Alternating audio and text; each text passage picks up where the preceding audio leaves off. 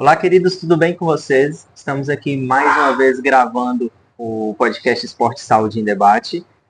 Hoje eu trouxe aqui para conversar com a gente o Saramago, Eduardo Saramago, muito prazer. Obrigado por ter aceitado o convite da gente.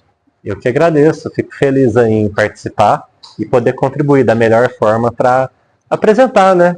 Não só sobre powerlifting, minha história, e também falar um pouco sobre educação física e todo o contexto relacionado ao treino de força. Legal, legal demais. Aqui está comigo também o Gabriel. Ele ingressou agora recentemente à Hussport, é acadêmico do curso de Educação Física pela UFO também. Gabriel, obrigado por estar aqui com a gente. Eu que agradeço. É um prazer, como ele falou, eu sou o Gabriel, acabei de ingressar na UFO e também na Hussport. E também sou atleta de powerlifting, eu tenho certeza que vai ser um papo muito legal. Galera, lembrando para vocês que o podcast Esporte e Saúde em Debate é feito pela Hussport, empresa júnior do curso de Educação Física da Universidade Federal de Uberlândia. E vamos estar iniciando o papo. Antes disso, eu queria agradecer estar ali com a gente o Jorge. Jorge, obrigado por ter cedido o espaço, tá bom? Prazerzão. A gente vai estar gravando aqui hoje. E bora lá, Eduardo, fala um pouquinho sobre você. Como você chegou ao esporte? Já tinha começado a fazer a faculdade nesse momento ou foi mais novo? Na verdade, tem toda uma linha do tempo, né? Todo mundo tem uma história ou um histórico esportivo prévio, normalmente, quando se entra no powerlifting. Então, atualmente é mais comum existirem atletas que entram direto na modalidade, mas da geração que eu faço parte, normalmente existe um histórico prévio. Então, vou começar do início, né? No contexto esportivo, desde muito novo, eu sempre pratiquei várias modalidades esportivas, mas sempre tive uma certa dificuldade de me identificar com uma. Então, fiz natação, fiz futsal, fiz capoeira, fiz ginástica artística, diferentes modalidades. Uma coisa em comum para todas, eu nunca me dei bem em esportes que tinham bola. Então, futebol, handebol, tudo nesse sentido, para mim, eu não tinha muito domínio, apesar de ter boas capacidades físicas ali, correr rápido, saltar alto, coisas nesse sentido, né? Até que aos 15 anos, minha mãe, por influência de uma cliente do salão de beleza onde ela trabalha, ouviu falar sobre arte marcial chinesa, o Kung Fu. E por uma boa indicação dessa cliente, ela resolveu me apresentar a modalidade. E ali eu me envolvi muito. Então, com 15 anos de idade, eu comecei a fazer o Kung Fu tradicional, que é uma arte marcial chinesa bem tradicional, milenar, né? E a partir disso, eu comecei a me dedicar ao esporte em um nível maior do que eu tinha feito até então. Então, até gosto de contar essa história. Então, eu estudava no período da manhã, né? Aquela fase ali do colegial, primeiro, segundo, terceiro colegial. E assim que eu saía da escola, todos os dias, eu já ia direto para a casa do meu amigo para a gente fazer a preparação física relacionada ao exame de graduação, que basicamente consistia em um sistema de treinamento similar à calistenia. Então, flexões, abdominais, a gente tinha que ficar em umas posturas também por tempo, que lembra muito a posição do agachamento. Então, ali eu posso dizer que eu construí a minha base física, né? Além dos treinos específicos de luta, né? Então, cheguei a participar de campeonatos de luta, no caso do Kung Fu é o boxe chinês. Pratiquei essa modalidade dos 15 aos 22 anos, então mais ou menos aí 7 anos de prática de luta com essa pegada da preparação física e da parte específica da modalidade. Competi por 7 vezes, tive 6 vitórias e 1 derrota na final do Campeonato Brasileiro, então fui vice-campeão brasileiro da modalidade, pesava 70 quilos na época. Caramba! Mas antes de chegar nesse nível competitivo, naquele início lá com 15 anos foi o que me despertou o interesse em entender mais sobre treinamento. Porque na minha cabeça, eu não ia trabalhar com educação física. O meu pai tem uma empresa aqui na cidade, na área de despachante imobiliário, regularização de prédios e tudo. Ele tinha um interesse que eu fizesse minha formação na área da engenharia civil, para ajudar ele no escritório. Mas eu tinha vocação para a parte esportiva, e eu percebia isso, e não queria ignorar isso. Então eu fiz meu processo seletivo para a universidade com esse objetivo inicial, de entender melhor sobre treinamento para aplicar em mim mesmo todo esse processo de preparação, mas sem a intenção necessariamente de trabalhar com isso. Foi aí então que eu entrei na graduação aos 18 anos, então no período que eu fiz luta, né, teve um período pré-graduação e durante a graduação.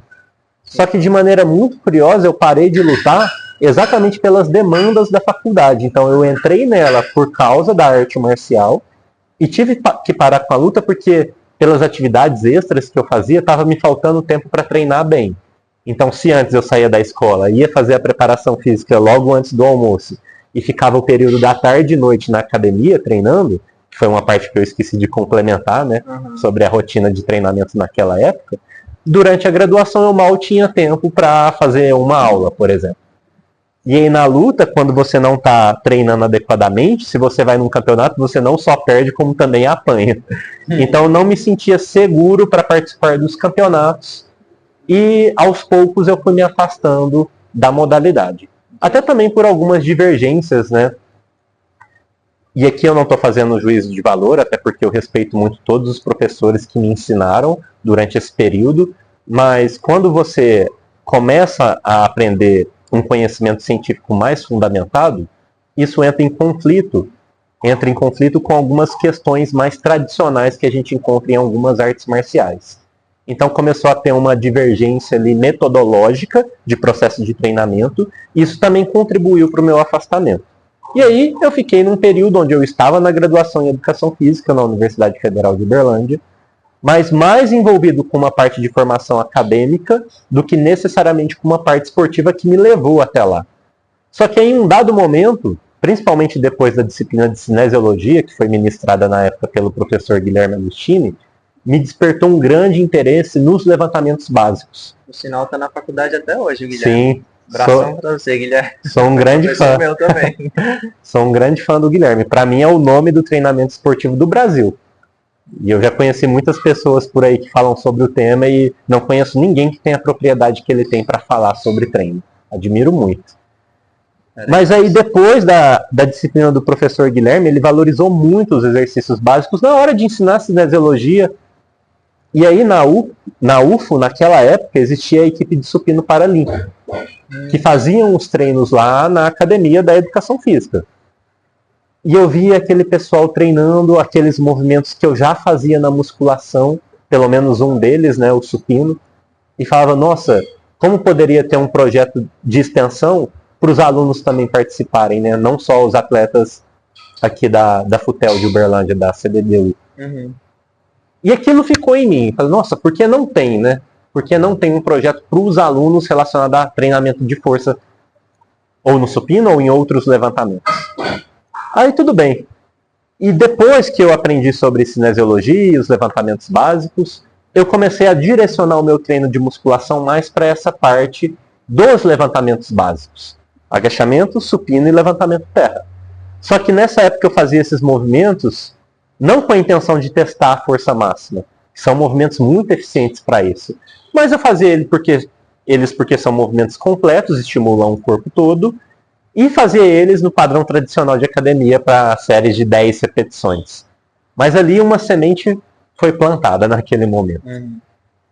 Então, só para concluir a história, né, não me alongar muito nessa parte inicial, comecei a treinar musculação com foco nos levantamentos básicos, mas não na força máxima, em 2014, já tendo essa base de 7 anos de luta. E a partir dali, eu comecei um projeto de ganho de peso. Então, na luta, eu competia até 70 quilos. E aí eu entrei num projeto pessoal, primeira vez que eu fui num nutricionista esportivo, primeira vez que eu comecei a treinar com regularidade a musculação, prescrevendo o meu próprio treino, que sempre foi o meu objetivo, né? Faço isso até hoje, inclusive. E aí eu consegui em um ano ganhar 10 quilos na balança.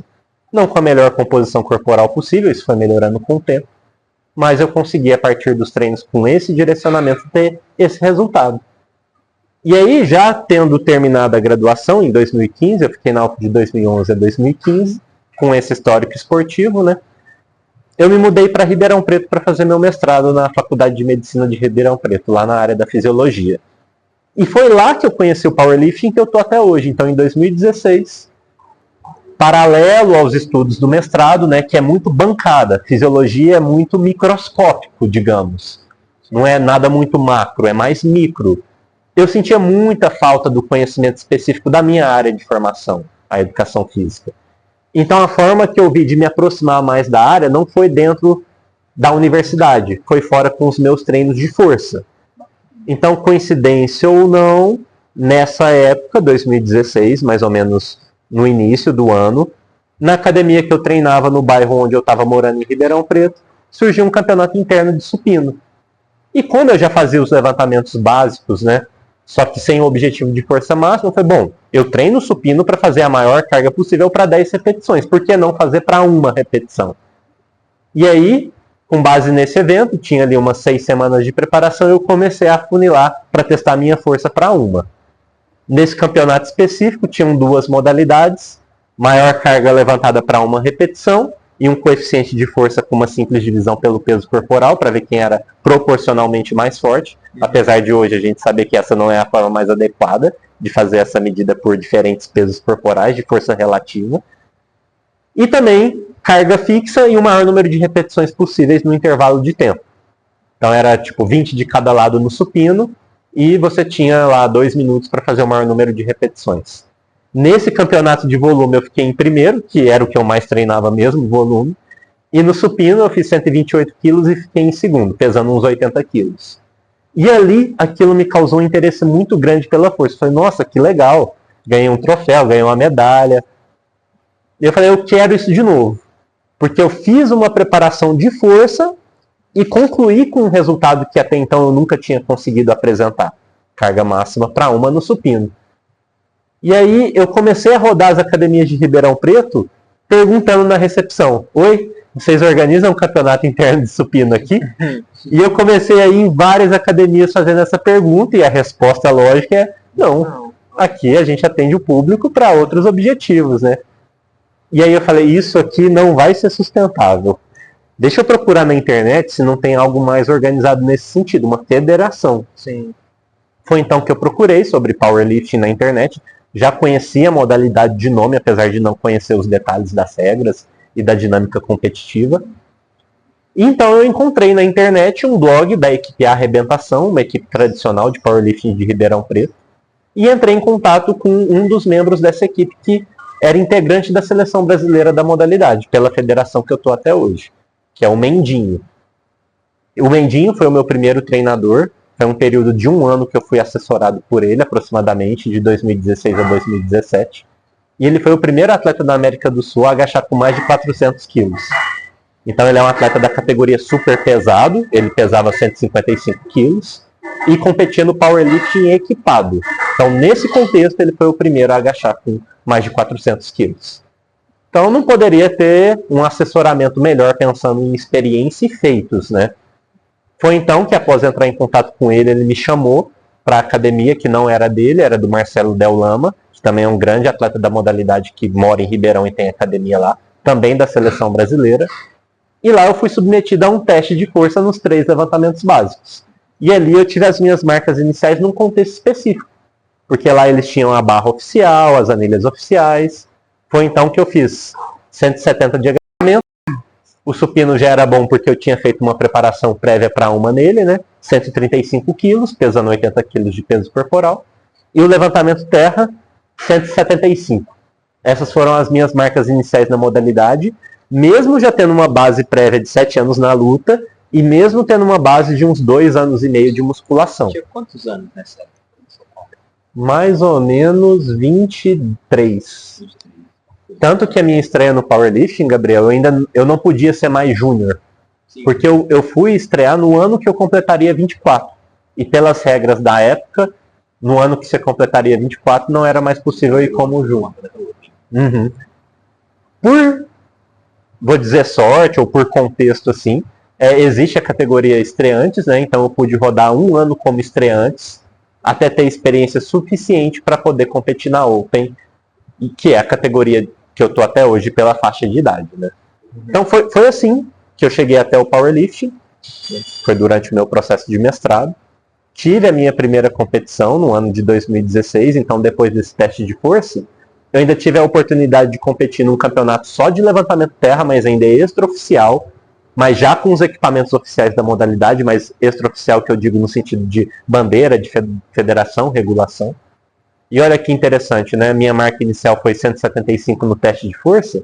Nesse campeonato eu consegui fazer 210. Minha meta era 200 no levantamento terra, né? A gente sempre gosta do número redondo. Então eu queria cravar 200 no levantamento terra, e fiz na segunda pedida, pude pedir 210 na terceira e subiu também.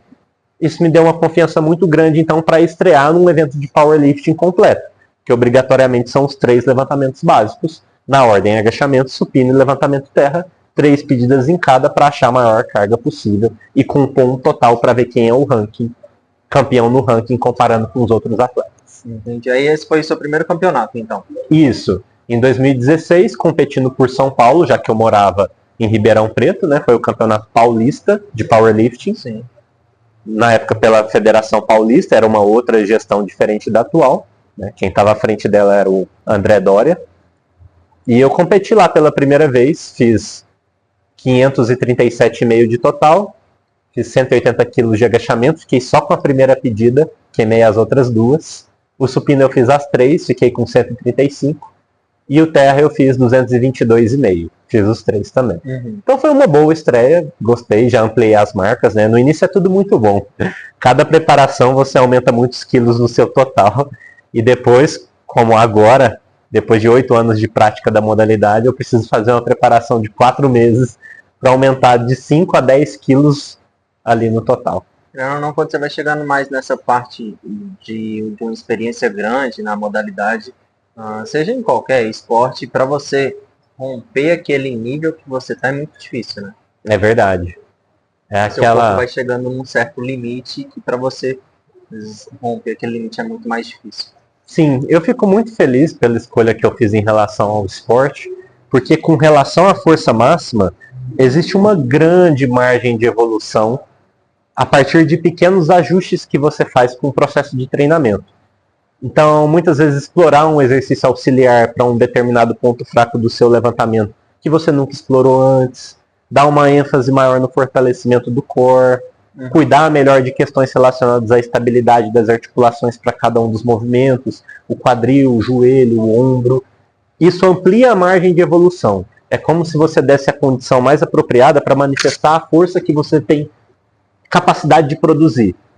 Mas para isso o contexto tem que favorecer qual? De estabilidade, de força dos músculos estabilizadores, de força nos músculos que atuam de forma mais dinâmica em cada um dos levantamentos.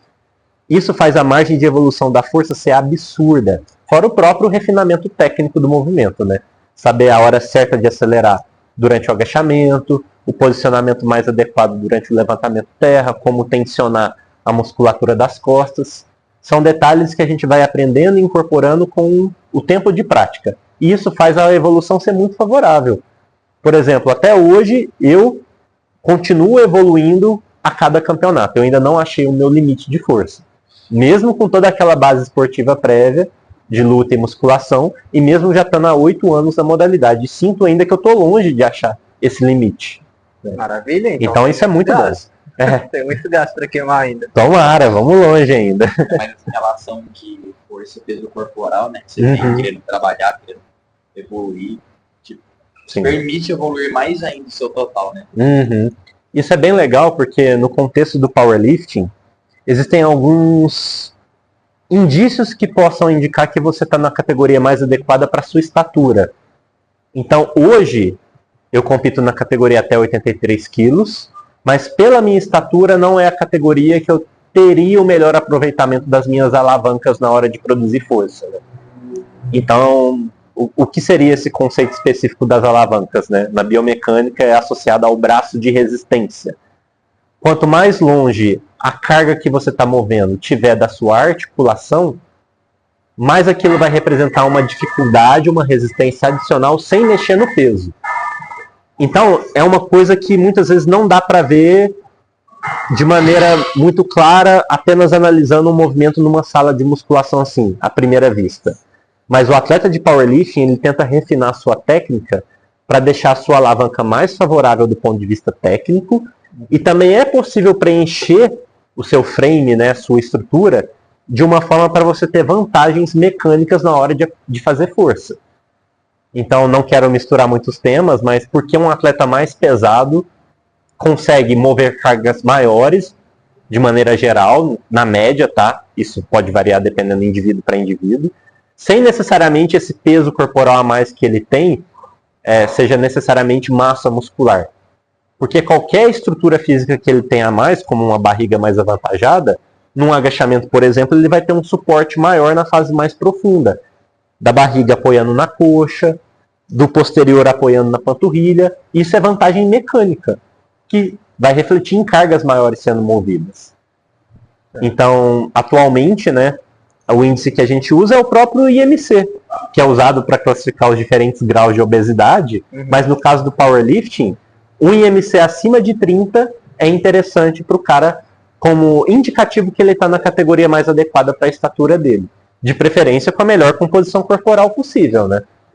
Mas é uma forma de saber se você está ali bem encaixado pela sua estatura, bem preenchido, para fazer força de forma mais eficiente. Entendido. E assim, voltando ao tema dos campeonatos, teve esse primeiro campeonato lá durante o mestrado, lá em São Paulo. E quando foi que chegou o primeiro campeonato brasileiro? Você foi evoluindo, chegou a demorar muito tempo, você chegou a disputar em outro estado, ou você manteve lá em São Paulo e foi sempre por lá até o primeiro brasileiro? Na verdade, depois desse primeiro campeonato paulista, né, eu competi na categoria estreantes e fiquei em segundo lugar nesse campeonato. Caramba, logo então, na primeira competição oficial, ter ficado no pódio já foi assim um bom indício que eu ainda teria um potencial ali para explorar em direção ao campeonato nacional. Então existe um formato no calendário competitivo do powerlifting que se mantém até hoje, no qual os campeonatos estaduais são realizados no segundo semestre do ano. Então, quando eu estreiei, eu não participei do Brasileiro de 2016. Eu participei do Estadual de 2016, no segundo semestre, me habilitando então para o Campeonato Nacional no início de 2017, em março. Então, depois desse Paulista, eu já desenhei a minha preparação para participar do Campeonato Brasileiro de 2017. Que, naquele ano, 2017, o brasileiro, olha só que interessante, foi em Ribeirão Preto, a cidade que eu morava. Então, foi um reforço adicional para eu ter uma boa competição, porque o Campeonato Nacional seria realizado exatamente onde eu morava naquele momento, tirando toda uma equação relacionada a desgaste por viagem, ou a acesso mais dificultado à alimentação, também é um fator importante quando você vai competir. E como eu estava falando para o Gabriel, né, no primeiro ano de competição você pode ir como estreantes. Então eu fui como estreantes no campeonato estadual de powerlifting, me habilitando a competir como estreantes no brasileiro de powerlifting. Qual é essa diferença de ser um estreante e ser um veterano? Você compete com as pessoas que também são estreantes ou você compete também com quem já não é a primeira vez que disputa o campeonato? No caso da categoria estreantes, ela é direcionada, ou na época, né, era direcionada porque existe uma mudança que ocorre com os anos, novos estreantes, mas vou falar do meu contexto. Na estreantes era o atleta que estava participando pela primeira vez daquele campeonato. Então ele poderia já ter participado de um outro campeonato, por exemplo, o campeonato estadual de powerlifting, até isso é o meu caso, ou até mesmo o campeonato brasileiro de supino. Então ele foi como estreantes no supino, mas nunca foi como estreantes no powerlifting. Então mesmo tendo participado de dois campeonatos distintos em relação ao nível competitivo, estadual e nacional, ou em relação aos movimentos realizados, powerlifting ou supino, ele ainda poderia ir como estreantes no campeonato brasileiro de powerlifting, nesse caso, né? Então é basicamente uma carta que você tem para queimar uma única vez naquele evento específico. Então estreantes estadual de powerlifting, estreantes nacional de powerlifting. No próximo campeonato estadual, já queimou a carta do estreantes. Você vai ter que ir na sua categoria correspondente à sua idade, que é um outro filtro que existe na classificação dos atletas nas diferentes categorias competitivas. O peso corporal, a idade e o sexo, homem e mulher. Então eu participei do Campeonato Brasileiro em Ribeirão Preto, apresentei uma boa evolução do meu desempenho. Então se no Paulista eu lembro bem os números, isso fica bem fixo, as pedidas, o que eu acertei, o que eu errei, eu tenho meio que esse histórico gravado assim. Então nesse Campeonato Brasileiro eu fiz 575 de total, comparado aos 537,5 do estadual. Então numa preparação de uns 6 meses eu tive uma bela evolução no total. Daí eu já fiz 205 de agachamento, apresentei, se a meta antes era 200 no levantamento terra, agora eu consegui entregar 200 mais em um movimento que, para a maioria das pessoas, é mais difícil de progredir carga quando comparado ao terra, o agachamento. Próxima meta, os 200 de supino. Eu só não sei se eu vou ter que nascer de novo para fazer isso. Mas de terra e de agachamento já foi. 105, você vai estar 105 a gente chega nos 200, eu acredito também. ainda. Então fiz 575, isso me garantiu a terceira colocação no campeonato nacional. Então, novamente, eu consegui uma medalha. Né? Eu sempre saio para a competição com o objetivo, claro que dentro da possibilidade, conseguir ficar no pódio. É o campeonato estadual, nacional, até sul-americano, é uma meta alcançável. E aí eu consegui isso nesse campeonato também. Então fiz lá os meus 205 de agachamento, 137,5 ou 140 de supino e o levantamento terra 232,5. Uma evolução expressiva que me garantiu um bom resultado também nesse evento, que foi o meu primeiro nacional, ainda na categoria 83. Posso te pedir para você falar para as pessoas? Você acabou de falar, né, o seu total no seu primeiro brasileiro. E fala para a gente como é que foi o seu total atual nesse brasileiro agora. E qual posição você ficou para mostrar a sua evolução e também o quão o esporte ele pôde crescer e ficar mais competitivo. Com o passar dos anos eu fui melhorando bastante, né? Como eu disse, a cada competição os meus números foram evoluindo. Só que o nível do esporte como um todo evoluiu junto, né? Então teve um acompanhamento aí. Nesse último campeonato nacional eu fiquei em terceiro lugar com um total de 677,5, né? Mais de 100 quilos comparado a esse primeiro nacional, então a gente já pode visualizar a evolução em números. 100 quilos no total, uma média de 33,3 por levantamento, apesar da distribuição não ser balanceada assim, já que o supino evolui menos, né? Menos músculo ajudando no movimento. E não foi o meu melhor resultado, esse 677,5, tanto que no Mundial, nesse brasileiro eu consegui a classificação para o Mundial, que foi na Lituânia, até a camiseta que eu estou vestindo agora. E lá eu consegui 685 de total. Que naquele momento foi o segundo melhor total em nível nacional realizado até então. Tirando o recorde brasileiro e a marca feita pelo campeão brasileiro desse ano, que foi o Rafael Ramos. Depois, outros atletas fizeram um pouquinho a mais. Hoje existem uns 4, 5 atletas separados por mais ou menos 5 quilos dessa marca que eu falei.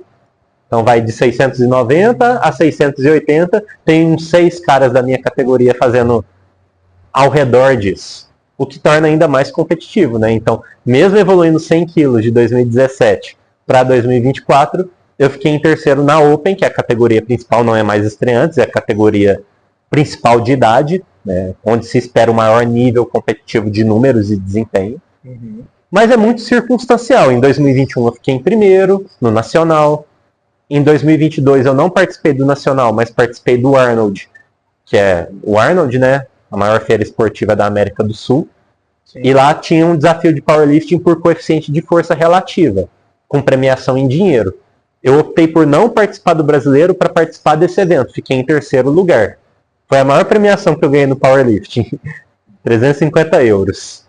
Deu uns 1.850 reais. Tá bom demais. Já é um incentivo para uma modalidade que não tem uma característica tão profissional, pensando em arrecadação direta por ter resultado em campeonato. Tá mudando. Mas já é assim um reforço positivo.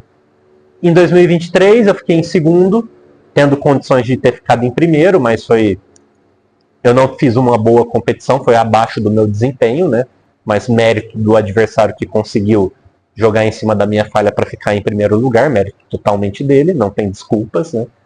Mas foi um reforço para me apresentar melhor no mesmo ano, onde eu fui no Mundial, e lá eu consegui 30 quilos a mais do que eu tinha feito no Campeonato Nacional do mesmo ano. Então tem muito uma questão de acertar pedidas, é uma característica muito própria de quem treina força, né? Você tem que estar num dia bom, você tem que acertar suas pedidas da melhor forma, fazer um bom processo da preparação ao polimento, chegar bem descansado e controlar o que você pode controlar. E ainda assim tem coisas fora do seu controle, como o rigor da arbitragem. Às vezes a arbitragem está um pouco mais rígida, forçando mais uma pausa no supino do que você está acostumado de outros campeonatos. É muito dinâmico, né? Mas de maneira geral foram meus principais resultados. Mas o fator nervosismo conta muito? Você ainda sente aquele friozinho na barriga da competição? Ou com o passar do tempo, já com esse tempo todo de atleta, já não sente, mas já é mais tranquilo para você, já chega e já sabe o que você tem que fazer? Existe um nível de tranquilidade que você adquire com a experiência, principalmente por dominar todas as etapas que estão envolvidas ali no campeonato. Desde a pesagem, o timing ideal para controlar o seu aquecimento antes de ser chamado para o tablado, até onde você vai chegar no aquecimento para estar bem ativo, mas ainda tendo economizado energia para desempenhar na plataforma. Essa tranquilidade para administrar isso vem muito com a experiência. Agora, o nervosismo, uma certa ansiedade, até mesmo um medo para lidar com cargas que você nunca conseguiu concluir até então, isso existe. E eu vejo como positivo para você nunca subestimar a carga. E sempre bem ativo, com muita intenção, potência. Mas eu posso dizer também que é um equilíbrio muito delicado e cada um tem o seu. Por exemplo, eu sou um atleta que não gosta de me agitar ao máximo, porque eu sinto que eu vou perder algumas referências técnicas importantes que o agito excessivo pode me tirar a concentração. Ao mesmo tempo, já tentei também ir mais tranquilo demais, aí falta ativação. Falta uma energia interna para vencer aquele jeito, vencer o peso daquele jeito que precisa para você mover uma carga. Pode representar 3 vezes e meia, 4 vezes o seu peso corporal, né? Você tem que ativar mais a adrenalina. E cada um tem sua medida para administrar isso. E eu posso dizer que a referência ideal que eu encontrei para isso foi no Mundial do ano passado. Foi o meu primeiro campeonato mundial. Eu já tinha sido chamado para participar do Mundial em 2020, só que teve a pandemia e eu não pude consolidar essa participação, porque o evento simplesmente não aconteceu, seria na Bielorrússia. Tinha sido classificado para representar o Brasil na categoria 93 quilos. E aí eu só fui ganhar a oportunidade de voltar para a seleção em nível mundial em 2023. E lá eu tive o meu melhor desempenho. Foi a primeira vez das mais de 30 competições que eu já participei que eu acertei todas as pedidas. Fiz 3 movimentos válidos no agachamento, com direito a recorde pessoal, 3 movimentos válidos no supino, com direito a um bom resultado, praticamente igual na minha melhor marca, e os 3 movimentos válidos no terra, com terra inédito e um total inédito também para mim até então. Então, para mim, aquele equilíbrio ali de mentalidade, para mim, foi o melhor. Caramba, total superação. Esse campeonato foi lá em Malta, né? Isso. Foi em Malta, categoria até 83, eu fiquei em 24º na categoria. Pode parecer um número distante do top 3. Porém, para quem é atleta aqui no Brasil, sabe que as condições não são muito favoráveis, né? Os atletas precisam conciliar uma vida pessoal, uma vida profissional à parte do powerlifting para encontrar um tempo para treinar e ficar bom na modalidade. Além disso, apesar do power ter uma sessão, um tempo médio de duração da sessão ali de 2 horas, 2 horas e meia, é um treino, entre aspas, de musculação, só que mais prolongado, pensando assim, num contexto mais acessível para todo mundo poder visualizar. Tudo que você faz depois do treino vai contribuir para a qualidade do treino seguinte. Então, o controle do estresse que você vai ter ao longo do dia, a sua alimentação, suas horas de sono, até sessões paralelas de flexibilidade, ou de mobilidade, ou de recuperação passiva ou ativa, como massagem, sauna, coisas nesse sentido, a própria fisioterapia. E aqui no Brasil é difícil administrar isso quando comparado aos atletas lá fora. Então, quando eu recebi a vaga para o Mundial, eu falei para mim mesmo, a minha meta é não ficar em último, ser o melhor brasileiro colocado da minha categoria. Eu consegui isso nos 2 anos que eu participei, tanto 2023 quanto 2024. E, ironicamente ou não, os 2 atletas ganharam de mim no campeonato nacional daquele ano. Exatamente. E lá eu tive a oportunidade da revanche esportiva, né, porque a gente se respeita e admira muito, mas a revanche esportiva, por 2 anos consecutivos eu ganhei do campeão brasileiro no campeonato mundial. E eu faço a minha preparação para o Pico C no Mundial, que é o evento mais importante. Então, para mim, é uma redenção no sentido de, apesar de não ter ganhado o campeonato nacional a não ser em 2021, que foi o primeiro campeonato pós-pandemia, por 2 anos seguidos eu ganho do campeão brasileiro no principal evento do ano. Então ainda mostra que eu ainda estou competitivo, porque o cenário é muito próximo, né? Como eu disse antes, é acertar a pedida no dia certo. Então essa realidade do atleta brasileiro faz a coisa flutuar muito quando comparada lá fora. Então a minha meta era não ficar em último, ser o brasileiro mais bem colocado e melhorar a minha marca pessoal. E não ser desclassificado. Que também é uma possibilidade. Então eu consegui tudo isso, eu acho. Tinham 32 atletas na minha categoria, eu fiquei em 24º, foi um bom resultado. E esse ano a meta era ficar no top 20, fiquei em 19º. Então estou escalando, fiz novamente a melhor marca da minha carreira lá. 685 quilos é a minha melhor marca atual.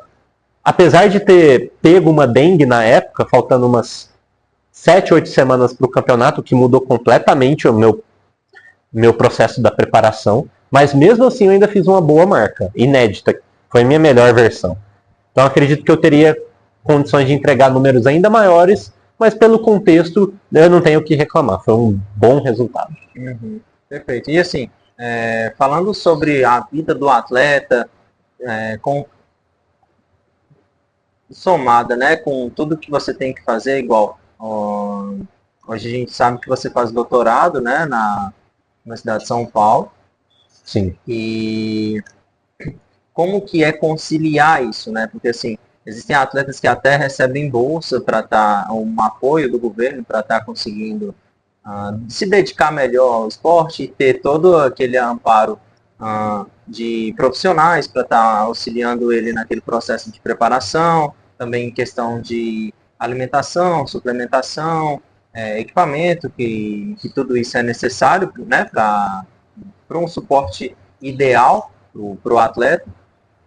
Como que você observa que igual você disse, a diferença daqui do Brasil para os atletas lá de fora? Essa questão de você ter que lidar com tudo isso, mais essa questão da sua formação acadêmica também, né, que você está fazendo doutorado.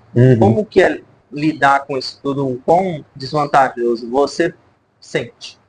Mais pessoal, assim, essa pergunta mesmo. Sim, a gente sente bastante nesse sentido, né? Meu maior sonho aqui no Brasil seria ter condição de viver exclusivamente do powerlifting. O problema é que a gente também tem outras vocações, né? E muitas vezes, baseado nessas vocações, é onde você vai direcionar o seu tempo e força de trabalho para ganhar o dinheiro necessário para tornar a prática do powerlifting sustentável.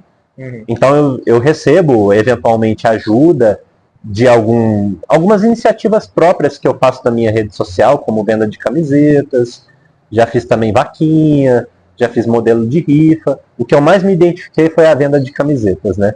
Então eu já estou pelo 3º ano consecutivo vendendo as camisetas do meu time, da minha assessoria online, variando a cor da camiseta, a estampa, coisas nesse sentido, e contando com o apoio de quem me segue para adquirir o material e isso indiretamente financiar uma parte dos gastos que eu tenho em uma competição como, por exemplo, essa de nível internacional, onde o gasto pode variar de 15 a 20 mil uma viagem dessa.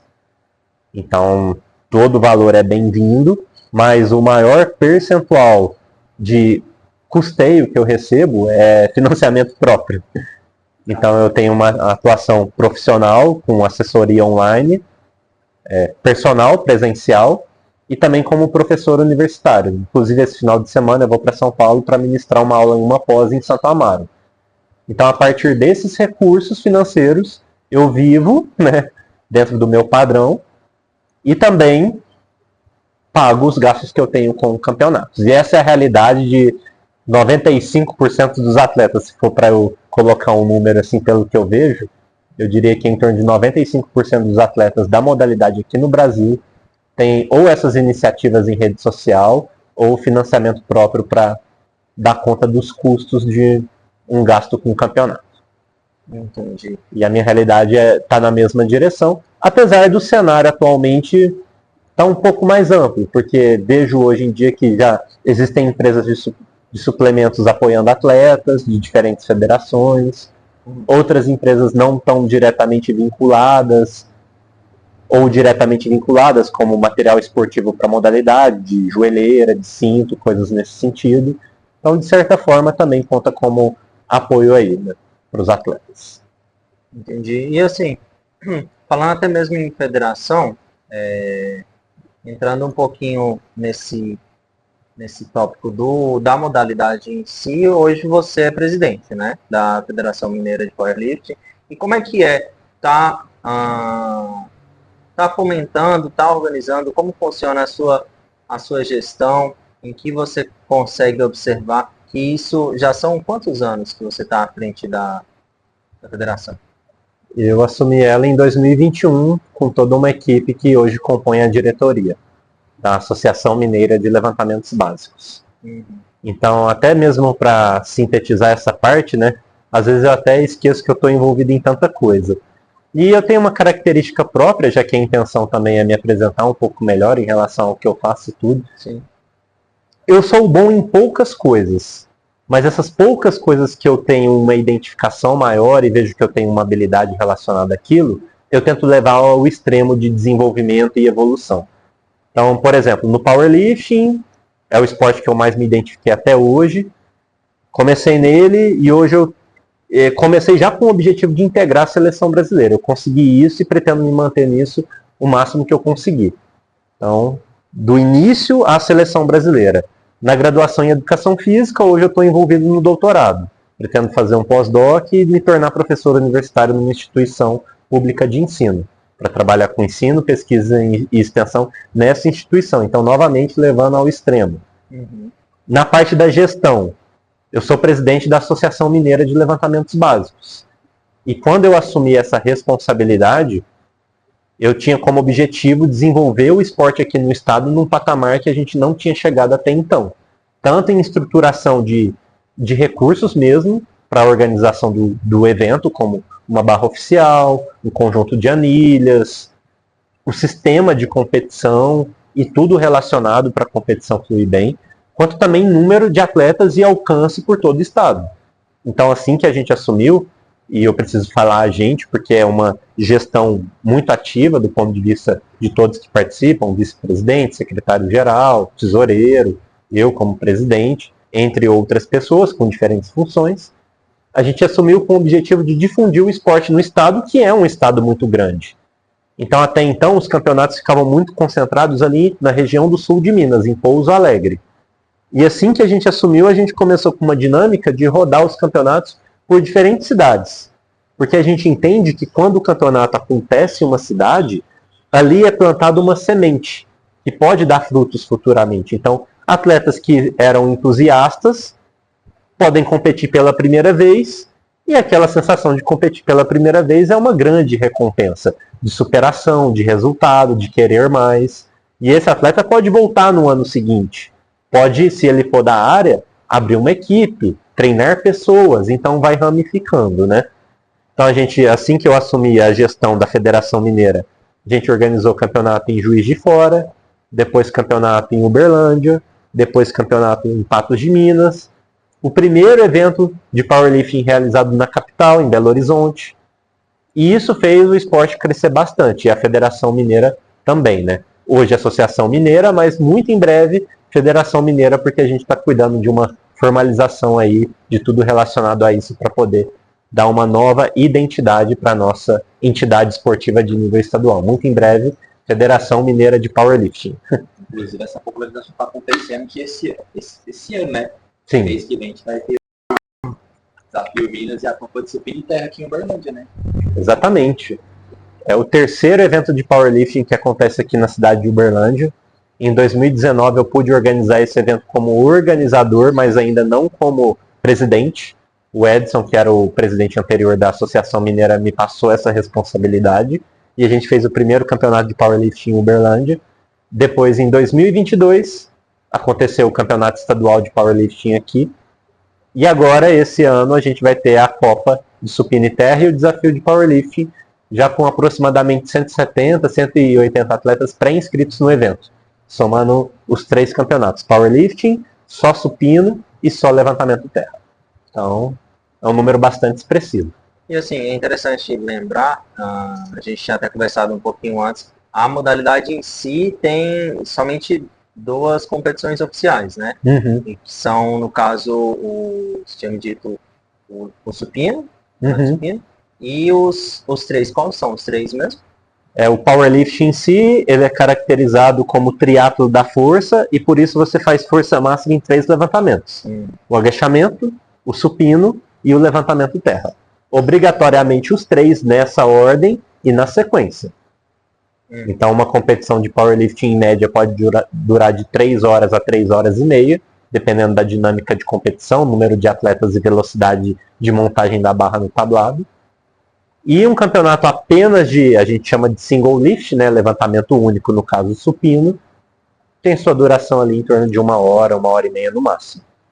Mais rapidinho. Então esses são os eventos oficiais, né, pensando em movimentos. Ainda tem uma ramificação relacionada à forma de competir o powerlifting. Então podemos dizer a modalidade, que pode ser clássico, sem uso de equipamento de suporte, ou equipado com o uso de equipamento de suporte. É o mesmo esporte praticado com equipamentos diferentes. De maneira geral, o powerlifting equipado, ele surgiu dessa forma, como equipado, né? O atleta poderia até competir sem o equipamento de suporte, mas ele teria uma clara desvantagem, porque os adversários dele estariam usando o material. E, em média, esse material, principalmente no agachamento e no supino, ele contribui com o aumento da força máxima em 30%, quando comparado com as marcas feitas sem o uso do equipamento. Então, não é por isso que é mais fácil. Na verdade, é uma variável a mais para você administrar, tanto no treino quanto na competição, que te obriga a manejar cargas maiores do que a sua força máxima permitiria sem o uso desse equipamento extra. Interessante. E assim, esses equipamentos a gente tem até alguns aqui separados. Seriam esses os principais? Esses aqui são todos os equipamentos que são permitidos no powerlifting clássico, com exceção do strap, que é utilizado no contexto do treinamento, mas não para competir. Ou seja, no levantamento terra você tem que segurar a barra com as suas próprias mãos, diferente do que a gente vê muitas vezes marcas na internet, que não são consideradas oficiais muitas vezes por isso, né? Não tem contexto competitivo e nem o controle do material. Mas no caso do powerlifting oficial, né? Você pode competir usando um cinto, pode ser de trava, como esse aqui, ou de fivela, só não pode ser de velcro por uma questão de segurança, porque é entendido que, pelo aumento da pressão intraabdominal, pode ser que na fase mais profunda do agachamento, essa expansão do core abra o velcro bem na parte onde você precisa de mais suporte e pressão intraabdominal para sustentar a posição. Sim. Então, se você fica sem um cinto no momento crítico, com ele abrindo, com certeza seria uma situação de risco e por isso não é permitido. Mas o cinto de trava e de fivela, ok. É opcional, mas por uma questão lógica, a maioria dos atletas optam por usar, com raras exceções. A joelheira também é um outro equipamento permitido, usado principalmente no agachamento, mas nada impossibilita você fazer supino de joelheira e terra de joelheira também, só que a vantagem não é tão expressiva quanto no agachamento. E é uma joelheira de 7 mm, 30 cm de comprimento, que vai envolver ali a articulação do seu joelho, proporcionando ali uma resistência elástica, um suporte adicional, mas é dito em quilos que não te ajuda nada além do que 5, no máximo 10 quilos de carga que você faria a mais com a joelheira, comparado ao não uso dela. Nossa. Só interromper rapidinho, Sarmar, que eu imagino que muita gente deve estar olhando agora e rachando de rir, né? Tipo, vou usar a joelheira para fazer o supino. Por que vai usar a joelheira para fazer o supino? É verdade. Eu tive a oportunidade de ter tido uma aula com você. Você esteve lá presente na universidade e você disse que, por mais que o supino seja um exercício para estar avaliando as forças dos membros superiores, você, no caso, utiliza do corpo todo para estar aplicando força. Exatamente. Então, até a postura dos pés, a posição dos pés e a posição técnica do corpo inteiro tem todo um desenvolvimento de força desde da ponta do pé até o membro superior, que é onde vai estar em contato mais direto com o peso, não é isso mesmo? Exatamente. E aí, pegando essa informação que você colocou muito bem, a intenção da joelheira no supino é você, entre aspas, engatilhar a ativação do que a gente chama de leg drive, que é um movimento de empurrar o chão com os pés um pouco antes de empurrar a barra com as mãos. Então, com a intenção de transferir essa energia dos pés para o joelho, quadril, coluna, ombro e barra. E aí ter a joelheira colocada ali nesse movimento, pelo menos para mim, porque eu sou uma das pessoas que faz o supino com joelheira no campeonato, ajuda a deixar a articulação do joelho com uma pré-intenção de extensão. Porque a joelheira ela vai querer deixar o seu joelho estendido, porque é um material que vai manter a articulação assim. Até se ela estiver muito apertada, é até difícil andar. A pessoa anda de um jeito meio pinguim, assim. Uhum. Se eu coloco uma joelheira que quer estender o meu joelho e no supino eu mantenho o joelho flexionado, o meu joelho já está com uma pré-ativação de extensão pela própria ação da joelheira. Então, por isso eu digo que ela está ali engatilhando o leg drive. Ela facilita ele acontecer. Por isso eu opto por fazer assim, porque a primeira vez que eu usei, eu aumentei a minha marca. Falei, bom, já que deu certo uma vez, vamos manter. Uhum. E aí ficou, e fica. E são coisas que a gente vai acumulando com o tempo também. Uhum. Então é muito bem-vindo. Já no caso do terra, a joelheira pode ser que fique no caminho da barra. Então, como no levantamento terra você tem a intenção de manter a barra o mais próximo possível do corpo, dependendo do quão próximo você deixa, pelo caminho você pode encontrar uma joelheira. E ali ela proporcionar um atrito maior do que você teria do que se não tivesse, do que tivesse sem ela, ou até ter que desviar dela, jogando a barra um pouco mais para frente, aumentando a alavanca, o braço de resistência ali no quadril e coluna e dificultando o movimento. Então, por isso é mais raro você ver joelheira no levantamento terra, por não ter ação excêntrica para acumular essa energia elástica ali, e também por ser um movimento de dominância de quadril, né, comparado ao joelho ali, no caso o agachamento versus terra. O terra depende bem menos do joelho do que o agachamento, pelo nível de flexão exigido ali, tanto no convencional quanto no sumô. São variações técnicas possíveis. Então, pode ser usado, mas não é obrigatório, né? E aí, dando continuidade, a munhequeira também, para dar uma maior estabilidade na articulação do punho. Mais comum no supino, mas também presente no agachamento e raramente no terra, apesar de existir uma manha também aqui para o levantamento terra. Até vou compartilhar com o pessoal, né? Às vezes você vê, nossa, o cara tá usando munhequeira no levantamento terra. Mas não tem carga compressiva aqui na articulação do punho para sustentar. Exatamente. Só que existe um teste que todo mundo pode experimentar. Aqui você tá com a mão, né?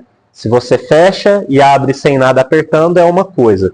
Se você apertar aqui os músculos flexores e extensores do punho, é mais difícil abrir sua mão se essa musculatura está apertada. Então aperta aqui em cima, ó, e tenta abrir a mão. Ela tem uma tendência de querer ficar fechada. Então, para quem tem dificuldade em manter a pegada no levantamento terra, se você souber apertar bem a munhequeira nessa região, você vai estar pondo uma dificuldade para abrir a mão, que é justamente o que você precisa para aguentar segurar 300 quilos na sua mão nesse movimento, para algumas pessoas que têm essa capacidade de tração no quadril e joelho. Só não tem condição de manter o peso na mão. Então existem diferentes estratégias que as pessoas usam para compensar a proibição do strap. Então, como eu vou manter essa carga na mão? Bom, aí tem diferentes formas e cada um tem a sua, né? Você já pôde ver que eu tenho a minha, que é a unha um pouquinho maior. É, exatamente. Foi a primeira coisa que eu te questionei. Uai, por que essa unha é grande? Achei que você tocava violão. Todo mundo é a primeira hipótese, né? Mas existem diferentes pegadas que podem ser realizadas durante o levantamento terra. As mais comuns, com o objetivo de neutralizar o giro da barra e ela não escapar da sua mão por esse giro, é a pegada mista ou invertida, onde uma mão fica supinada e a outra fica na posição pronada. De acordo com a preferência, você opta por um dos lados. Dessa forma, você neutraliza o giro da barra. O problema é que você acaba criando algumas assimetrias pelas articulações do seu corpo, porque existe uma tendência, quando você assume a posição inicial, da barra ficar mais alta na mão que está supinada comparada à que está pronada. A mão que está supinada, ela tende a girar para frente aqui na hora que você encaixa o movimento. Então tem uma tendência de giro. Além disso, se você olha o quadril e o ombro, um lado vai ficar um pouco mais baixo que o outro. Então você ganha algumas assimetrias ali que você vai ter que administrar durante a aplicação de força. Além disso, você deixa o seu bíceps mais exposto. Claro que isso está associado também a uma falha técnica, mas toda ruptura de bíceps que ocorre no levantamento terra, pelo menos todas que eu já vi nesses anos que eu acompanho o powerlifting, elas ocorrem na mão que está nessa posição supinada. Então, beleza, como lidar com todos esses problemas? Não quer dizer que quando você fizer, você vai ter o problema, mas você aumenta a chance dele se manifestar. Perfeito. É fazer o outro tipo de pegada que também neutraliza o giro da barra, só que de uma outra forma, que é a pegada hook. nessa pegada que é Hulk de gancho em inglês, não do Incrível Hulk da Marvel, tá? Mas você coloca o polegar em contato com a barra e sobrepõe os seus dedos pressionando o polegar contra a barra. Então não é aquela pegada assim por fora. O polegar fica por dentro, pressionando a barra. Dessa forma, quando a barra for girar na sua mão, o polegar vai funcionar como se fosse uma cunha, travando a engrenagem de um relógio em movimento. Então ela vai girar um pouquinho, mas vai travar. Torcendo um pouco o seu dedo, gerando um pouco de dor, mas nada que você não se acostume com o treinamento. E dessa maneira você consegue uma posição mais simétrica das articulações, um encaixe mais favorável na finalização e deixa o seu bíceps numa posição mais protegida para lidar com cargas, desde que você domine essa técnica. Daí a ideia da unha é justamente ganhar um espaço a mais no polegar, que vai ficar pressionado contra a barra, para colocar ali um terceiro dedo e eu tenho uma tripla segurança aqui na hora de pressionar a barra. Não só 2 dedos, que isso é muito limitado pelo tamanho da sua mão. Pessoas com a mão maior têm uma vantagem ao fazer a pegada Hulk, porque tem mais dedo para segurar e pressionar contra a barra, para neutralizar esse giro. Mas para quem não tem a mão tão grande, uma forma de prolongar esse dedo é deixar a unha, que é uma resistência física, um pouco maior. E ainda tem um extra. Você pode lixar a unha, porque a unha é uma superfície lisa. Lixando ela fica mais áspera. Você fica com uma aderência discretamente melhor. E quando a gente fala de desempenho, cada detalhe faz a diferença. Né? Falando nisso, não tem aqui, e a gente observa em algumas outras modalidades, até em ambiente de academia mesmo, a utilização do pó de magnésio, né? Para evitar mesmo essa aderência da barra com a mão. É permitido? Sim, o pó de magnésio ele é considerado um material permitido, assim como o talco. O talco tem o objetivo de deslizar, talco de bebê mesmo. Então o talco é colocado na coxa durante o levantamento terra, a regra permite isso, para facilitar o deslizamento da barra quando ela tem contato com o corpo. E o pó de magnésio é permitido nas mãos para inibir a sudorese e melhorar a aderência da mão com a barra. No livro de regras são os 2 itens extras que são permitidos de estar em contato ali com a pessoa. Mas não pode pôr cola na mão, não pode passar um outro tipo de material para dar alguma vantagem nesse sentido. É o pó de magnésio, assim como na ginástica artística também é permitido, assim como na escalada também é permitido.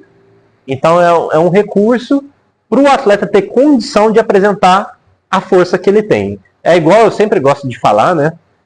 O cara, para provar que é bom de maratona, bom de corrida, ele não precisa fazer a prova descalço. Ele vai usar um calçado, porque o calçado dá condição dele completar a prova com segurança e manifestar o condicionamento aeróbico que ele tem. Com a força é a mesma coisa. O cinto, a joelheira, a munhequeira, o magnésio não faz força pela pessoa. Mas isso dá condição dela manifestar a força que ela tem. Condição de expressar. E como todo mundo é habilitado a usar, então a condição competitiva está igual para todos. Perfeito. E existem até trabalhos respaldando isso, mas o cinto, a partir de 80% da sua carga máxima, existe uma grande recomendação para o uso dele pensando em segurança. Então, cargas de 90%, por exemplo, você até conseguiria vencer sem o cinto, mas o risco de lesão aumenta muito, principalmente na região da coluna. Né? Então, a forma de aumentar a pressão intraabdominal e dar mais estabilidade para essa região, que via de regra não tem, né? Esse suporte adicional da região torácica, que tem todo aqui o arcabouço das costelas, te dando mais estabilidade.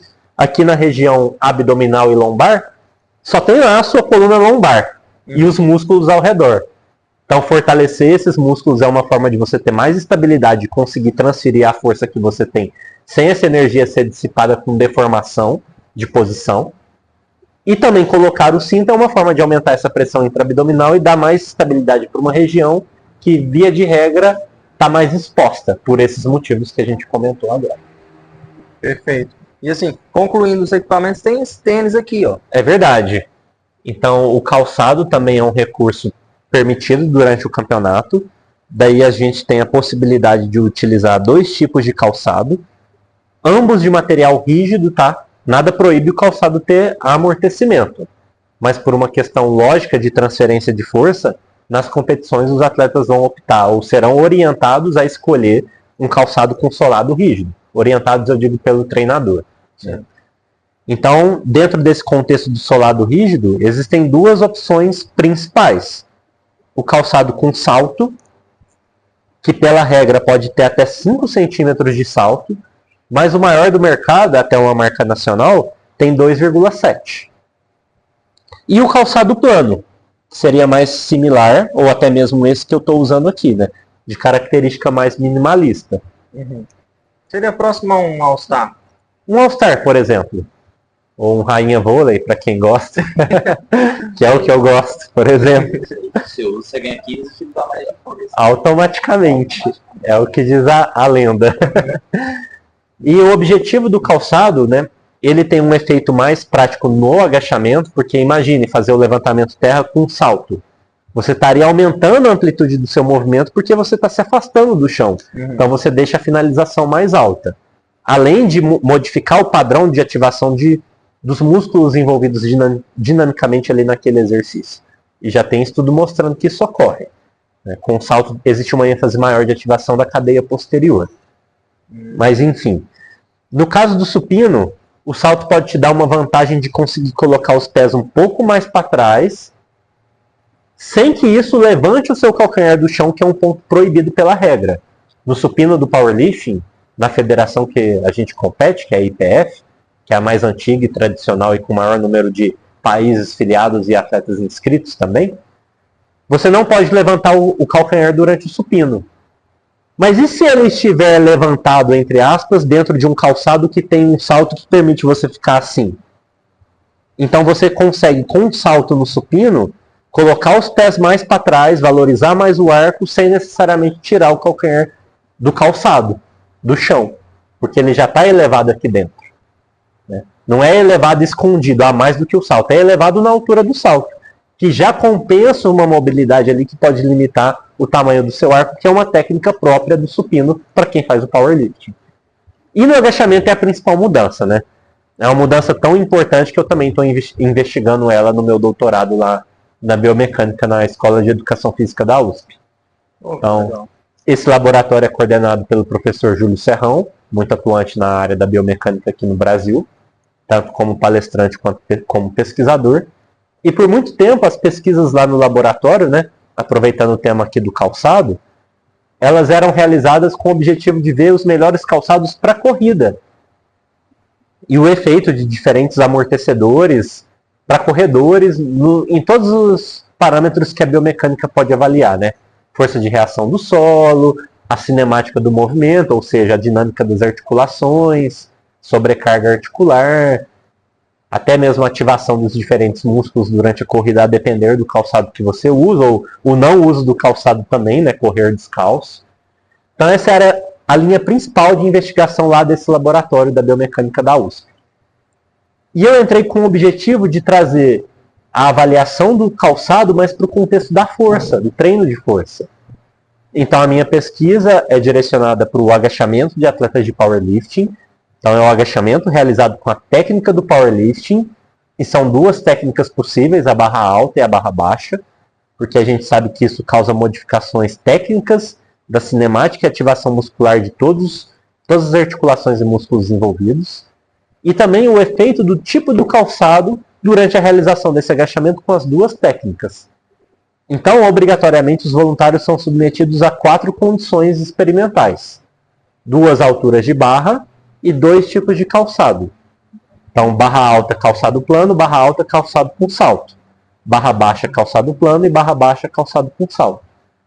E com base nisso, a gente está avaliando o agachamento feito numa intensidade considerada alta, de 82,5%, mas alto o suficiente para ele conseguir reproduzir essa intensidade em qualquer fase da preparação que ele esteja, na técnica que ele não gosta. Vamos supor, o atleta compete com a barra baixa, ele é avaliado na barra alta, que a gente sabe que é consideravelmente mais difícil para quem compete com a barra baixa.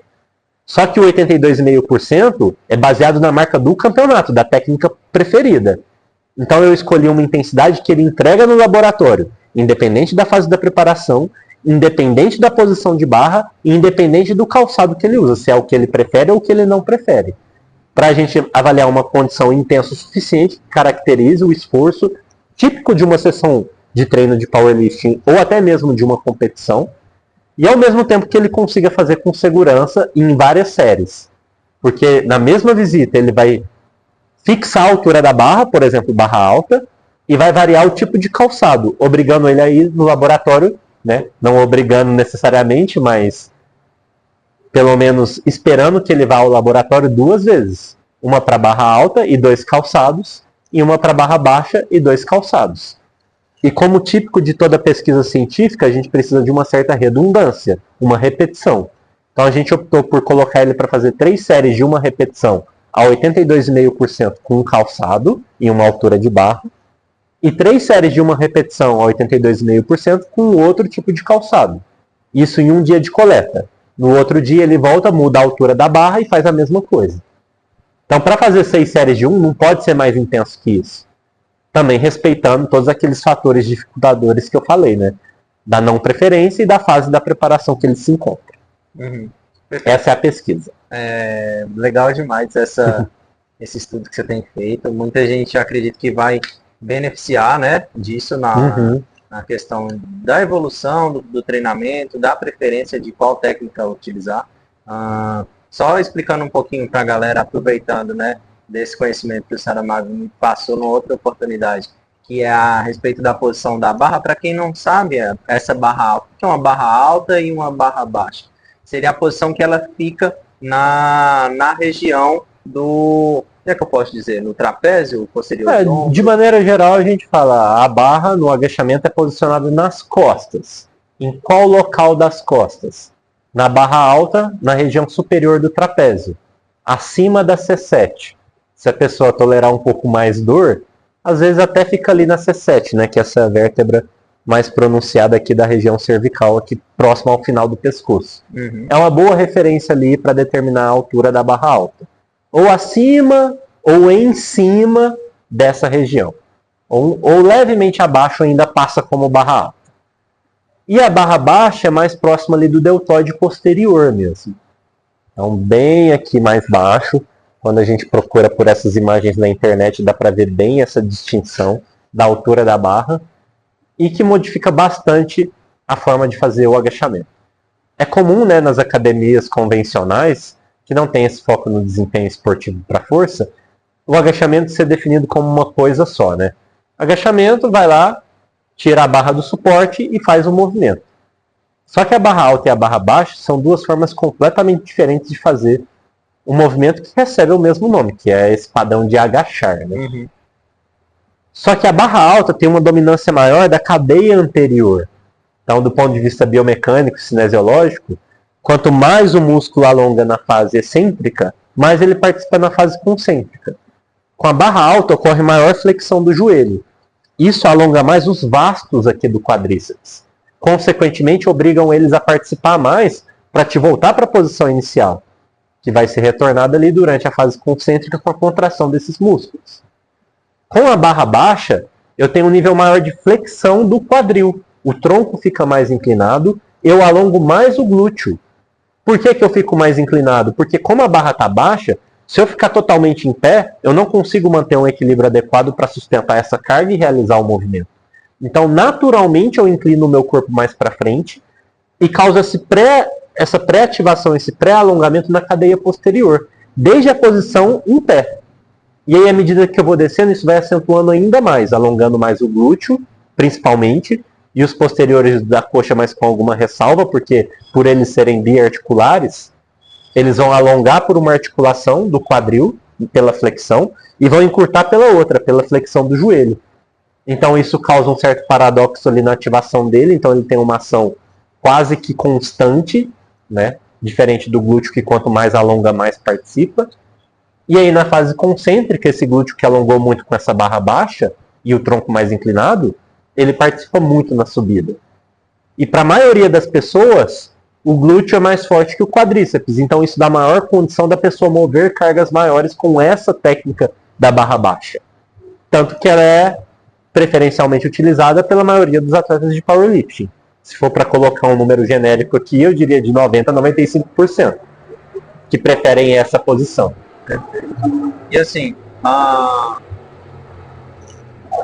falando em academia, a gente percebe também um fato muito curioso. A gente estava falando sobre o calçado, a respeito da utilização ou não do calçado, de treinar de calçado ou treinar descalçado com meia, por exemplo. E aí a gente tem algumas, assim, eu posso dizer algumas teorias que eu tenho, acredito que algumas pessoas vão partilhar de mim. Seria às vezes da pessoa não ter um calçado adequado, ter um calçado que vai estar proporcionando, um calçado estilo de corrida, que vai estar te proporcionando muito dissipação, né, de força por conta dos amortecedores que tem no próprio calçado. Ou às vezes eu acredito também a questão da aplicação da força pelo contato do pé mesmo, direto ao chão, consiga estar aplicando uma sensação de aplicação de força melhor. E assim, você que é o especialista, Saramago, fala pra gente como é que funciona essa ideia da utilização ou não do calçado. O que você imagina que seja o mais teórico na prática disso? É bem interessante porque, inicialmente, nesse desenho experimental que eu falei do meu doutorado, teria uma terceira condição, que seria a condição descalço. Então, calçado com salto, plano e descalço. Mas como a intenção seria transferir para o contexto específico da competição de powerlifting, e ninguém pode competir descalço, a gente optou por tirar essa condição. Mas antes de retirar ela, eu li algumas coisas sobre, que é o conceito que eu tenho atualmente sobre essa temática, né? Estar descalço aumenta um feedback proprioceptivo que pode estar relacionado a um melhor controle do equilíbrio durante a realização do movimento. Além disso, um outro possível benefício é que você permite que os seus dedos se espalhem mais, quando comparado a calçados fechados, que tem essa parte da frente mais estreita, que poderia limitar também questões relacionadas à estabilidade na hora de aplicar força no pé naqueles 3 pontos, que é a referência principal de aplicação de força nos pés durante esses tipos de movimento. Então aí já temos 2 possíveis vantagens, né? Feedback proprioceptivo, mais aguçado, porque você está em contato ali direto com o material da superfície onde você está agachando, e também esse espalhamento melhor dos dedos, proporcionando uma melhor condição de estabilidade. Comparado ao calçado de corrida versus descalço, com certeza, se a regra da academia permitir, eu optaria por tirar o calçado de corrida para fazer o movimento numa condição mais estável, já que qualquer deformação do amortecedor do calçado poderia dissipar a força aplicada para deformar essa estrutura e não necessariamente para isso ser devolvido como força para mover a carga para cima. Então é uma clara condição de instabilidade. Até recebi um vídeo recente de um amigo que me enviou no Instagram, falou: o que você acha desse agachamento em relação à profundidade? Eu falei: tá muito boa, mas tá parecendo um agachamento sabonete, porque esse pé e esse tornozelo aí estão mexendo muito. E ele tava de calçado de corrida. Então você via em cada repetição o calcanhar dele buscando uma posição melhor de apoio, porque seria o equivalente a estar em uma superfície instável, como um bozu. Então, treinar estabilidade é diferente de treinar força. Para treinar força, você tem que ter boas condições de estabilidade para manifestar a força que você tem e treinar essa valência de uma forma mais apropriada. Então, nesse caso, a opção descalça parece mais viável, desde que a regra da academia permita. Então, sim, eu optaria pelo descalço nesse contexto. Perfeito. E assim, uma outra curiosidade, não sei se você viu a respeito, tem pessoas que, desses 3 pontos de apoio principais de aplicação de força do pé, né? Algumas pessoas, elas têm o pé mais achatado. Não sei se você já chegou a buscar alguma referência científica a respeito disso. Nas últimas Olimpíadas que teve, até a atleta, a ginasta, né, Simone Biles, ela tem essa característica do pé mais achatado. E, assim, no powerlift, é observado isso como algum fator que auxilia ou atrapalha de alguma forma? Você já observou alguma coisa a respeito? Eu já atendi atletas com esse padrão do pé chato, né? E a gente nota principalmente que tudo que acontece abaixo vai ter influências importantes nas articulações que estão acima. Então, se o atleta não tem condição de manter esse arco característico do pé, ele tem uma tendência de concentrar a aplicação de força mais nessa região, vamos chamar aqui de medial, mas algumas pessoas chamam também de uma região mais interna do pé, né? Que é essa região mais aqui. Isso aumenta a tendência do joelho, entre aspas, cavar, que seria aquele valgo dinâmico. Então, ou você ativa ainda mais os estabilizadores aqui do quadril, como o glúteo médio, que são os músculos estabilizadores que têm influência na articulação do joelho para manter ela na direção que precisa, ou você ativa mais, ou você não vai ter condição suficiente de manter a posição que seria a mais adequada, formando aquele arco natural, onde o peso é mais distribuído de uma forma mais equilibrada lateralmente, sobrecarregando menos essa condição do joelho de entrar, que seria o chamado valgo dinâmico. E começou o problema no tornozelo, refletiu com o movimento no joelho, que certamente vai gerar compensações nas outras articulações acima, como quadril, coluna, até o ombro, onde vai estar ali a principal concentração da carga que você está administrando. Então esse atleta precisa reforçar esses estabilizadores para ele conseguir de alguma forma, é uma questão anatômica, existem outras, essa é uma, mas de alguma forma compensar uma tendência anatômica que ele teria ali na hora de fazer força no chão. Não é limitante, mas é um pequeno detalhe que exige uma atenção e uma atenção maior nos estabilizadores. Ó, a articulação é do tornozelo, mas a solução às vezes está lá no quadril, que é onde você vai administrar a estabilidade para a articulação que vai sofrer, digamos, o impacto negativo dessa mudança de posição na hora de aplicar força. Assim como a escoliose requer uma atenção, ninguém é proibido de performar ou praticar. Só vai ter que cuidar de uma forma um pouco diferente para ser mais sustentável do ponto de vista da longevidade e da qualidade técnica. Ou até mesmo, às vezes, uma como é que eles dizem? Não sei se esse termo é correto, mas uma hiperlordose, ou que seria essa posição exacerbada da curvatura da lombar, né? E isso é interessante, igual você disse que é uma das áreas que você gostou lá no início, que foi a parte de treinamento, onde é que você gostava de aplicar. E isso verdade. É um fator, assim, clássico do próprio treinamento, que é a característica única de cada aluno que você vai precisar estar se adequando na hora da prescrição do treinamento em si, né? Hoje você trabalha também com essa parte, né? Você citou que já teve alguns alunos da sua consultoria e também até como treinador mesmo. Eu queria que você falasse um pouquinho dessa visão que você tem como o campo de atuação do profissional de educação física. Você está fazendo agora o doutorado, é uma das vantagens que você tem de estar trabalhando nessa área como professor. Mas e em relação ao professor dentro da sala de academia, ou do professor de um atleta de alto rendimento? Como você vê esses campos de atuação do profissional de educação física? A gente costuma dizer que a biomecânica ela avalia muito questões agudas ali, relacionadas à expressão do movimento. A fisiologia cuida mais de coisas crônicas, relacionadas às adaptações decorrentes do processo de treinamento. Então, para avaliar uma pessoa do ponto de vista técnico, a cinesiologia e a biomecânica fornecem as ferramentas ideais para você ter um bom controle, um bom parâmetro de avaliação da qualidade técnica daquele movimento, que a pessoa precisa executar sempre, com segurança e eficiência. Eu tenho duas formas de trabalho, né? Online e presencial. O presencial ele é muito superior no sentido de feedback imediato. Você está vendo o problema ou a qualidade do movimento acontecer ali imediatamente na sua frente. E a possibilidade de correção também é imediata. Então a resposta é muito rápida, não só para o ajuste da técnica, mas para o ajuste da carga e progressão de carga com o passar das semanas também. O online depende de um feedback, muitas vezes por vídeo ou mensagem de texto ou áudio. Também dá para fazer, mas eu acho uma ferramenta mais limitada de se trabalhar. É possível também, mas eu tenho uma grande preferência pelo acompanhamento presencial.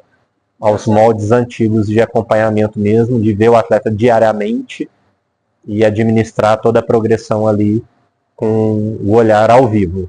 Interessante que o ponto de vista hoje, né, da atuação, em questão de ter mais, captar mais renda, é muito essa ideia de pegar um aluno como um aluno de consultoria, um aluno online. E nisso você consegue, às vezes, em um curto espaço de tempo, trabalhar menos, né, só disso, e conseguir atender mais gente. Mas, ao mesmo tempo, assim, como entrega de um trabalho, como você disse, de uma correção instantânea, seria mesmo com esse aluno presencial. É verdade, a gente não pode ignorar a evolução das coisas, né? Então, desde a pandemia, o online se tornou uma realidade. No entanto, ainda é uma ferramenta, ao meu ver, mais limitada que um acompanhamento presencial. Então, tem um exemplo que eu sempre gosto de citar, uma pessoa que eu acompanhei presencialmente, ela tem mais de 60 anos, tinha um histórico de corrida e de hérnia de disco, a ponto de, durante corridas de rua, ter uma crise aguda de hérnia, a ponto de ter que chamar uma ambulância para poder voltar para casa pela compressão ali e a sensibilidade de alguma raiz nervosa ali. E a gente começou um trabalho de força com o objetivo de fortalecimento geral para a saúde, né? E assim como outros alunos que eu acompanho, o foco principal são os levantamentos básicos, como parte central da sessão de treinamento, complementado, é claro, depois por exercícios mais gerais da musculação. Mas sem abrir mão dos levantamentos básicos e uma progressão de carga para a pessoa cada vez mais ser capaz de mover cargas maiores, de forma segura.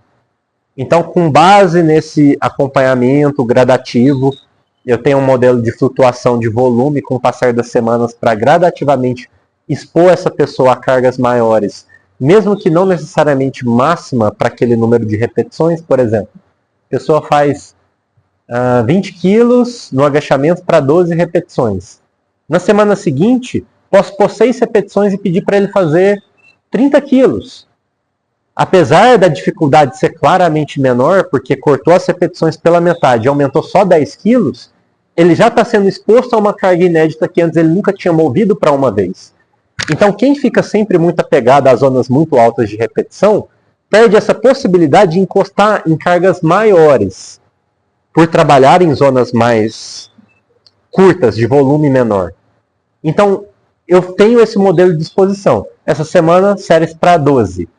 Essa semana, séries para 8. Essa semana, séries para 5. Agora, séries para 3. Não necessariamente tão linear dessa forma, mas uma flutuação. Até chegar um momento onde ele está capacitado para falar, vamos fazer uma repetição com 5 quilos acima do que você faria uma série para 3. Ele já começa a entender, nossa, para o desafio não é mais tolerar aquela fadiga muscular localizada, mas é ter a capacidade de sustentar a minha posição e ter essa ativação, esse drive neural favorável para vencer aquilo ali, nem que seja uma única vez. Então, à medida que ele está flutuando as intensidades e o volume, ele está acumulando estímulo para dar uma base estrutural para quando chegar o momento de fazer a carga para ele já tem uma condição de experimentar aquilo. E não precisa ser necessariamente uma máxima. Pode ser uma acima do que ele já tinha feito para 5, para 3. E aí, beleza. Com essa configuração, ele é gradativamente exposto a cargas inéditas. Então, a gente chegou a chegar com ele uma carga de 115 quilos no levantamento terra. Para quem tem mais de 60 anos, tem um histórico de hérnia e nunca tinha treinado força, para mim foi um dos feitos mais incríveis que eu vi uma pessoa entregar ali na minha frente. Porque o contexto não favorecia. Nunca tinha feito esporte na vida. Mas uma abordagem com essa característica proporcionou para ele esse tipo de resultado. E isso tem relação direta com a confiança que a pessoa sente em si mesma, né? A superação, a adaptação estrutural e metabólica que isso também promove, que a gente tem que considerar. E teve ganho também no supino, ganho no agachamento, a ponto dele considerar competir no powerlifting. Então, é algo que eu vejo com mais transferência quando a abordagem é presencial. Passa a segurança necessária para a pessoa progredir e mesmo com um histórico desfavorável, não ter medo de chegar em um local onde ela nunca chegou, fora da zona de conforto. mas ela tem segurança na técnica, no processo, né, que é muito importante que ele seja desenhado de forma apropriada, na seleção dos exercícios complementares que vão dar as condições necessárias para os levantamentos básicos serem realizados da melhor forma possível, com força e estabilidade. Então é assim que eu acredito. O online tem a mesma abordagem, só que um pouco mais limitada pela distância e as ferramentas de avaliação, ao meu ver. Perfeito. Eu acho que isso desmistifica muito aquela ideia de que um treinamento de força não é interessante para todo mundo. Eu acho que é gratificante demais você ver um aluno seu se superar. É muito interessante ter esse sentimento, né, de ver a felicidade da pessoa alcançar um estágio que ela nunca imaginou a chegar a fazer, de até sonhar em estar buscando uma competição, estar buscando um esporte sério, legal demais de se ver. E assim, tira também aquela ideia da gente que assim, tem hernia de disco. É verdade. Somente máquina. Exercício livre, nem pensar. Sendo que o seu dia a dia vai te exigir de forma livre, né? Um desafio em todos os planos e eixos do movimento, e você precisa ter condição de se estabilizar nesse contexto. Porque na hora de pegar uma caixa no chão, na hora de levantar do sofá, você vai ser exigido dessa forma. E nada melhor do que treinar isso do que um movimento onde você se expõe a isso de forma controlada e progressiva. Controlando a amplitude, controlando a progressão de carga, controlando tudo que você pode controlar dentro de uma sala de musculação. Você garante para essa pessoa a saúde, a qualidade de vida com um treinamento de força que para muitos assim, é mal visto ainda, né? Felizmente o cenário tem mudado com o passar dos anos. O entendimento sobre essa temática já é maior e mais difundido, né? Talvez até pelo alcance das redes sociais. É possível desmistificar algumas coisas de uma forma mais rápida e com um alcance maior do que aquele artigo que é produzido numa revista internacional específica, que pouca gente acaba consumindo, mas quem é acadêmico mesmo, né? Não chega na população de forma direta, só indireta pela atuação desses profissionais com as pessoas. Mas, de maneira geral, poder ouvir, assim, desse aluno, por exemplo, fala, Edu, eu estou me sentindo mais revigorado do que quando eu tinha 30, 25 anos. Aos 60 eu estou na minha melhor condição física.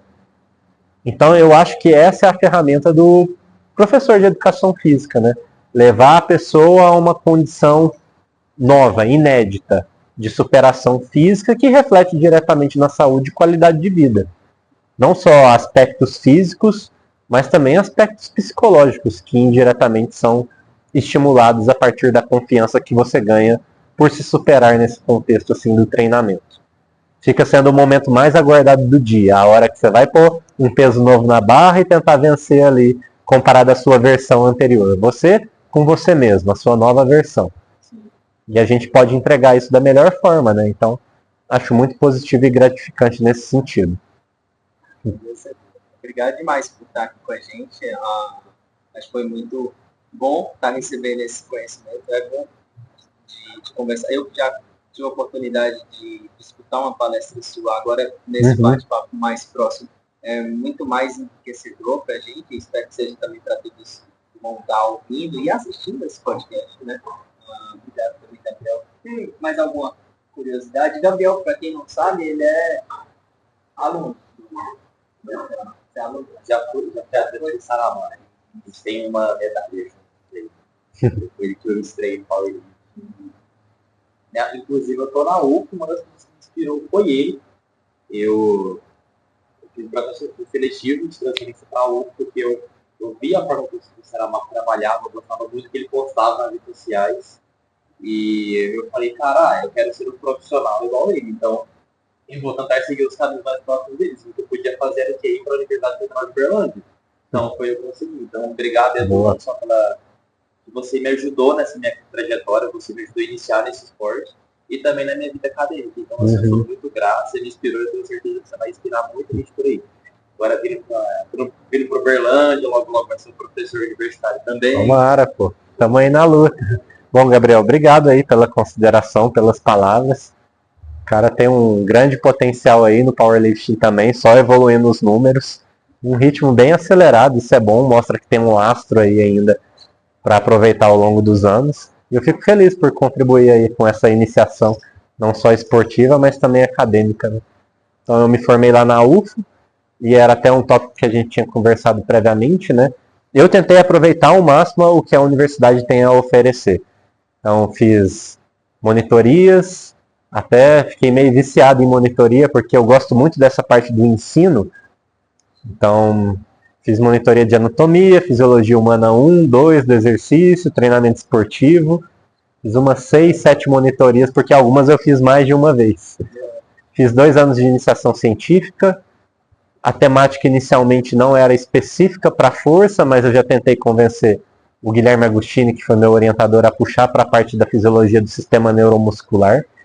Então a gente avaliou aí a influência de correr em diferentes inclinações, em alguns testes neuromusculares com diferentes características, desde salto vertical até força isométrica voluntária máxima no agachamento, como diferentes inclinações impactavam nesse desempenho neuromuscular em diferentes testes.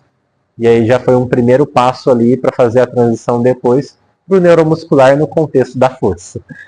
Foi inicialmente no contexto da corrida, mas hoje eu estou avaliando isso no contexto da força máxima, no powerlifting, na biomecânica agora. Perfeito. E assim que terminar esse doutorado, né? Espero que você possa estar prestando algum edital lá para estar sendo professor na universidade, né, que você foi teve a honra, né, de estar concluindo sua graduação. E se tudo der certo, ainda vai ser colega de trabalho do Agostini, né? Já pensou? Seria bem legal. Não sei daqui quantos anos, mas finalizar o doutorado, logo mais daqui 3, 4 meses eu fecho essa etapa. Tirar os artigos dessa pesquisa, a gente tem uma expectativa aí de produzir de 3 a 4 artigos, porque são muitos dados.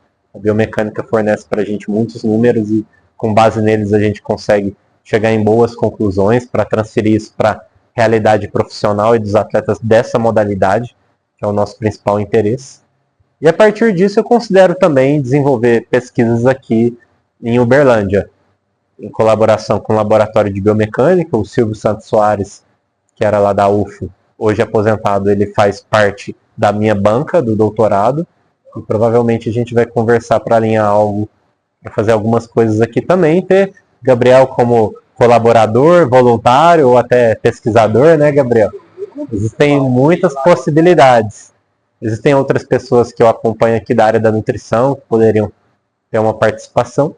E eu ainda tenho uma intenção de continuar uma pesquisa lá em São Paulo, na área de incontinência urinária em atletas de powerlifting. Então, lá na biomecânica, a gente tem a condição de avaliar essa pressão intraabdominal de atletas das categorias femininas, né? E ver a influência dos diferentes levantamentos básicos nessa pressão intraabdominal e das variações técnicas, por exemplo, o tradicional ou o sumô no levantamento terra. Qual favorece mais esses episódios de incontinência? E quais são os fatores associados a essas mulheres que apresentam essa condição, que fazem ela ter isso durante a prática? Para ver o que levou ao desenvolvimento disso, com base em uma avaliação mais específica ali na fisioterapia, saúde da mulher, né? Tem as ferramentas necessárias para poder avaliar ali a força do assoalho pélvico. Mas a gente quer fazer essa relação também do powerlifting num contexto da saúde da mulher. São projetos futuros aí associados, claro, com colaborações, né? Tem aí uma amiga, a Carolina Santoro, ela está fazendo um doutorado lá, e eu vou ajudar ela nesse projeto da incontinência urinária aí pelos próximos anos. Então, estou na expectativa de terminar o meu atual e dar continuidade nesse em São Paulo e em algum futuro aqui em Uberlândia também. Então, essa conexão Uberlândia-São Paulo vai se perdurar por mais alguns anos. O que vai mudar é que, ao invés de morar lá e visitar aqui, eu vou morar aqui e visitar lá. O que facilita muito mais todo esse contexto do desempenho, né? Eu sinto que eu ainda não tive um momento da minha vida adulta onde o meu contexto pro desempenho estava totalmente alinhado. O treino sempre flui muito bem, mas todo aquele resto ao redor que eu falei da alimentação, horas de sono, manejo do estresse, esse aí é sempre muito circunstancial. Mas eu acredito que morando aqui de uma forma mais estável eu consiga administrar melhor isso e apresentar um desempenho inédito e tirar aquilo que eu falei que eu ainda sinto que eu tenho para entregar como desempenho esportivo, né? Esses números a mais aí pela frente. Se Deus quiser, tudo vai dar certo. Então é isso, pessoal. Esse foi o Saramago. Compartilhe com a gente as suas redes sociais, para quem quiser conhecer um pouquinho mais sobre o seu trabalho, sobre a sua área de pesquisa. Tá tendo contato com você também? Meu Instagram é o @edusaramago. Lá eu posto os meus treinos, os treinos dos atletas que eu acompanho e, eventualmente, alguns vídeos sobre conteúdos relacionados a treinamento de força, powerlifting e educação física de forma geral. Beleza, então. Galera, a gente vai se despedindo aqui. Esse foi mais um podcast Esporte, Saúde e Debate, podcast realizado pela empresa Junior Husband e faz parte da Universidade Federal de Uberlândia. É isso, meus queridos. Fiquem com Deus e até a próxima. Valeu. Valeu.